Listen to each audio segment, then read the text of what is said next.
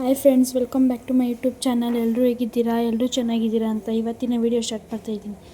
ನಿನ್ನೆ ವೀಡಿಯೋ ಹೇಳ್ದಂಗೆ 2 ಗಂಟೆಗೆ ಎದ್ದು ಸ್ನಾನ ಮಾಡ್ಕೊಂಡು ರೆಡಿಯಾಗಿ 2ನೇ ದಿನದ ಪೂಜೆಗೆ ಬಂದಿದ್ದು. ಇವರೇ ನಮಗೆ ಪೂಜೆ ಮಾಡಿಸಿದ್ದು ಪೂಜಾರಿ. ಅವ್ರ ಹತ್ರ ನಂಬರ್ ತೊಗೊತಾರೆ ನಮ್ಮ ಮನೆಯವರು.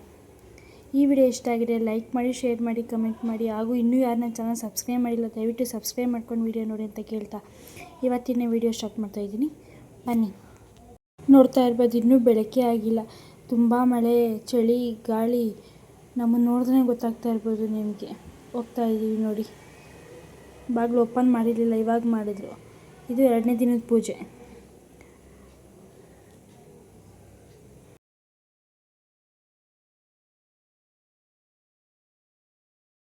ನೋಡಿ, ಅವತ್ತು ಕೂಡ ಎಷ್ಟು ಜನ ಅವರೇ, ಸಿಕ್ಕಾಪಟ್ಟೆ ಜನ.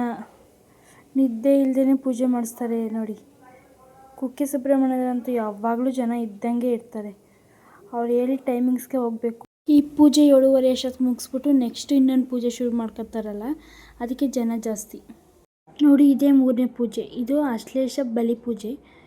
ನಾವು ಬಂದಿದ್ದ ಕಾರಣ ಸರ್ಪದೋಷ ಪರಿಹಾರ ಪೂಜೆ ಮಾಡ್ಸೋಕ್ಕೆ ಅಂತ. ಪೂಜೆ ಮುಗಿಸ್ಕೊಂಡು ನೆಕ್ಸ್ಟ್ ನಾವು ಹೋಗಿದ್ದೆ ಬೆಂಗಳೂರು ಕಡೆ. ಪೂಜೆ ಎಲ್ಲ ಮುಗಿಸ್ಕೊಂಡು ಬೆಂಗಳೂರು ಕಡೆ ಪಯಣ. ನೋಡಿ ಎಷ್ಟು ಇಕ್ಕಟ್ಟು. ಮಳೆ ನೋಡಿ, ಎಷ್ಟು ಮಳೆ ಬರ್ತಾಯಿದೆ. ಮಳೆ ಅಂತೂ ನಿಲ್ಲೋದೇ ಇಲ್ಲಪ್ಪ. ನಮಗಂತೂ 3 ದಿನ ಸಾಕಾಗೋಯ್ತು ಮಳೆ ನೆಂದು. ನೋಡ್ತಾ ಇರ್ಬೋದು ಯಾವ ರೀತಿ ಮಳೆ ಹುಯ್ತಾನೆ ಇದೆ ಅಂತ. ಆ ಕಡೆ ಮಾತ್ರ ನೇಚರ್ ಸಕ್ಕತ್ತಾಗದೆ. ಈ ಮಳೆ ನೋಡಿ ಯಾವಾಗ ಬೆಂಗಳೂರು ಹೋಗ್ತೀವೋ ಅನಿಸ್ಬಿಟ್ಟಿತ್ತು ನನಗಂತೂ. ಬಸ್ಸಂತೂ ನಾವು 2 ಗಂಟೆ ಕೂತ್ಕೊಂಡಿದ್ದಕ್ಕೆ 3 ಗಂಟೆಗೆ ಕುಕ್ಕೆ ಸುಬ್ರಹ್ಮಣ್ಯದಲ್ಲಿ ಬಿಡ್ತು. ನಾವು ಬೆಂಗಳೂರು ಬರೋಷ್ಟೊತ್ತಿಗೆ ಆಲ್ರೆಡಿ 9:30 ಆಗಿತ್ತು. ಎಲ್ರಿಗೂ ಆಲ್ರೆಡಿ ಸುಸ್ತಾಗಿತ್ತು. ಬಸ್ಸಲ್ಲಿ ಕೂತ್ಕೊಂಡಿದ್ದ ತಕ್ಷಣ ಎಲ್ರಿಗೂ ನಿದ್ದೆ ಬಂದುಬಿಡ್ತು. ಕೊನೆಗೆ ನಾವು ಎದ್ದಿದ್ದೆ ಕುಣಿಗಲ್ ಹತ್ರ. ನಮ್ಮ ಮುಖಗಳು ನೋಡೇ ಗೊತ್ತಾಗ್ತಿರ್ಬೇಕು ನಿಮ್ಗೆ ಎಷ್ಟು ಸುಸ್ತಾಗಿದೆ ನಮಗೆ ಅಂತ. ಸದ್ಯಕ್ಕೆ ಎಲ್ಲರ ಜಾಗ ಸಿಕ್ಕರೆ ಸಾಕು, ಅಲ್ಲೇ ಮಲ್ಕೊಬಿಡೋಣ ಅನ್ನೋಷ್ಟು ಸುಸ್ತಾಗಿತ್ತು. ನೋಡಿರಿ, ಎಲ್ಲರೂ ಮಲ್ಗೋರೆ. ನನಗೆ ನಿದ್ದೆ ಬರಲಿಲ್ಲ, ಅದಕ್ಕೆ ಒಂದು ಕ್ಲಿಪ್ಪಿಂಗ್ ತೆಗಿತಾ ಇದ್ದೆ.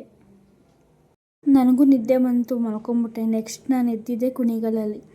ಕುಣಿಗಲ್ ಬಸ್ ಸ್ಟಾಪಲ್ಲಿ ಸ್ಟಾಪ್ ಕೊಟ್ಟಿದ್ದರು. ಅಲ್ಲಿಗೆ ನನ್ನ ತಮ್ಮ ಬಂದಿದ್ದ. ಅವ್ನು ಮಾತಾಡೋಷ್ಟೊತ್ತಿಗೆ ಬಸ್ ಮೂವ್ ಆಗೋಯ್ತು.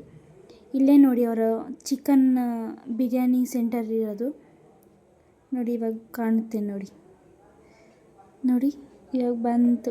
ನೋಡಿ ಇಲ್ಲಿ ಕಾಣ್ತಾ ಇದೆಯಲ್ಲ, ಟಾಟಾ AC, ಅದೇ ಅವ್ರ ಅಂಗಡಿ.